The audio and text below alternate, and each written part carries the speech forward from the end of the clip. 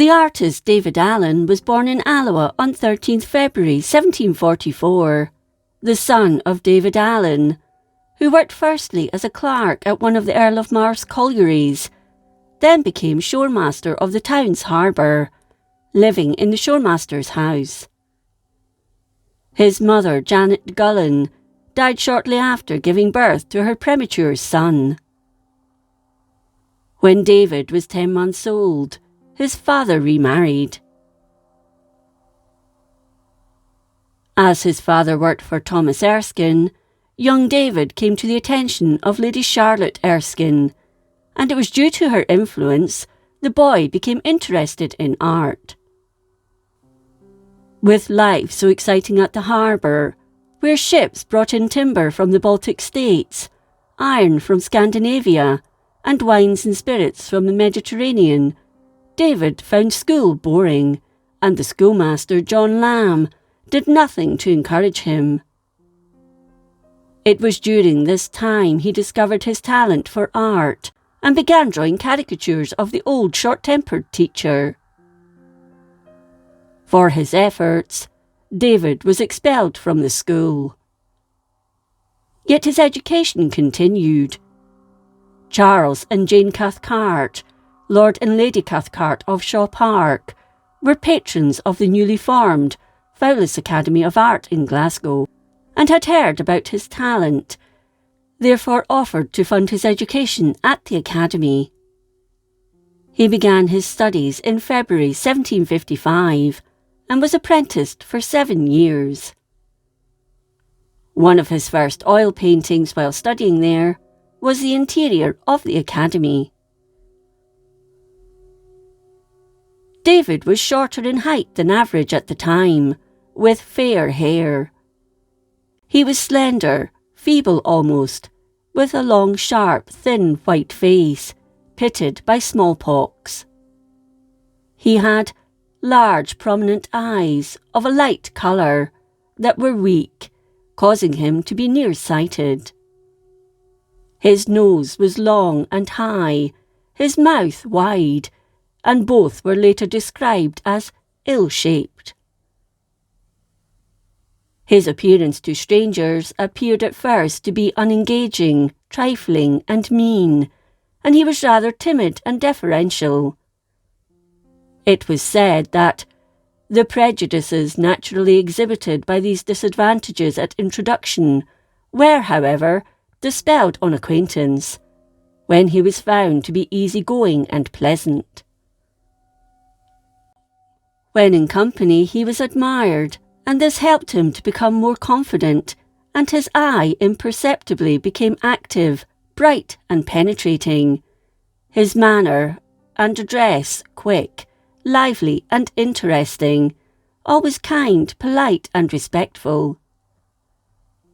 His conversation was open and fun, humorous, and playfully replete with benevolence, observation and anecdote. This was the description of him that appeared in Brown's edition of The Gentle Shepherd in 1808. David lacked the money to go to St. Luke's in Rome, where the most gifted artists went to enhance their craft.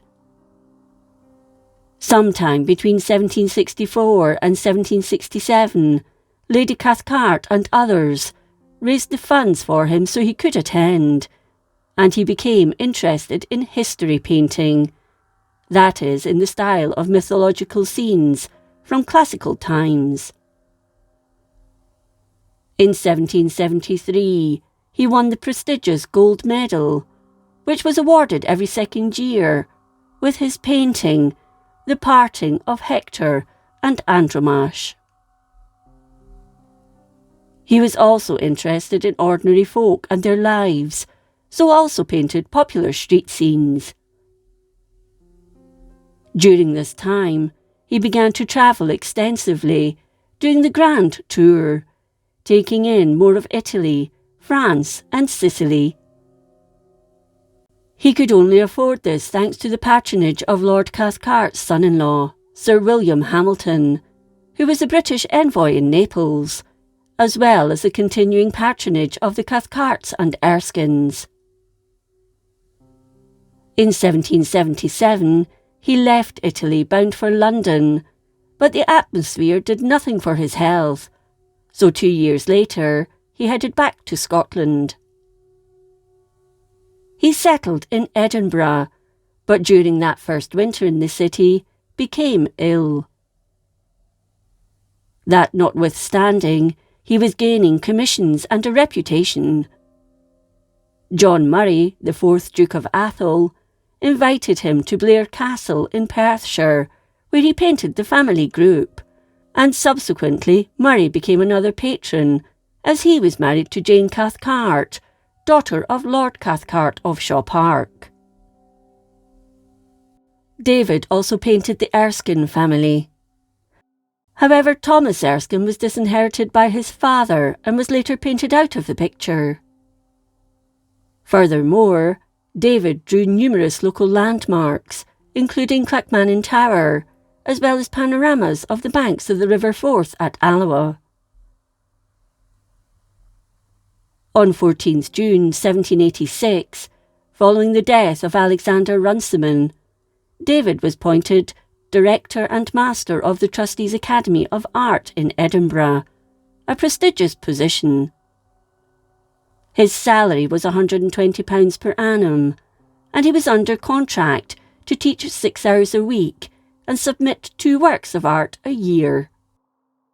With this money, he moved to Dixon's Close off the High Street and opened a studio where he taught students for £1 a month for 3 lessons in the week.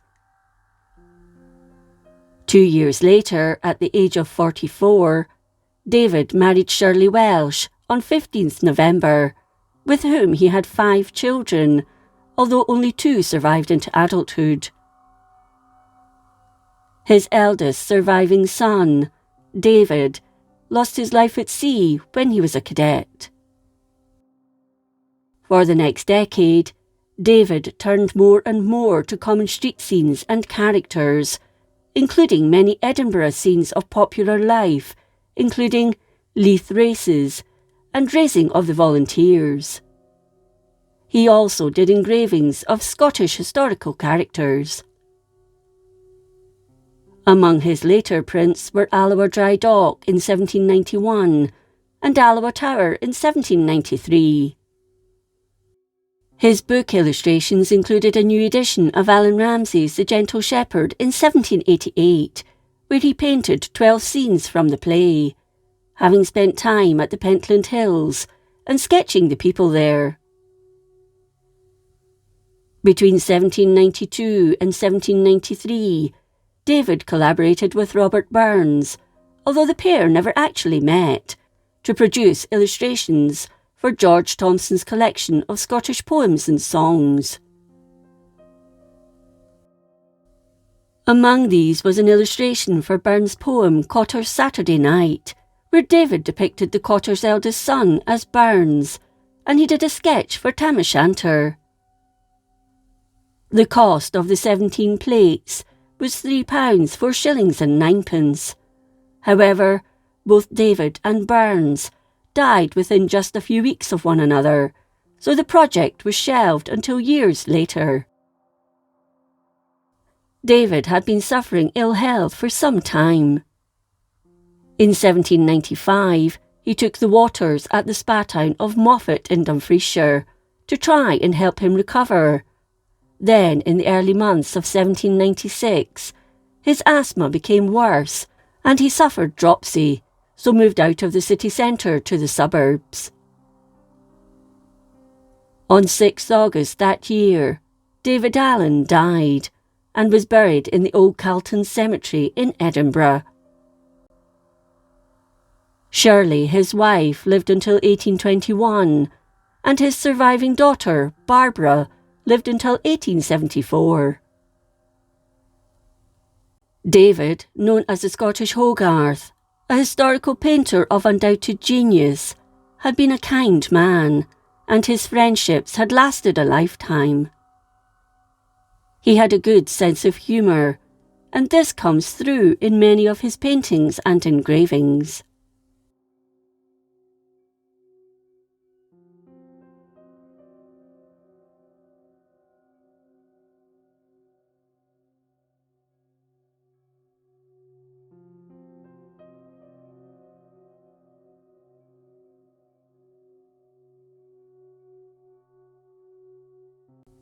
If you enjoyed this episode of Scotland's History, please like, comment and subscribe. Until next time, thank you for watching.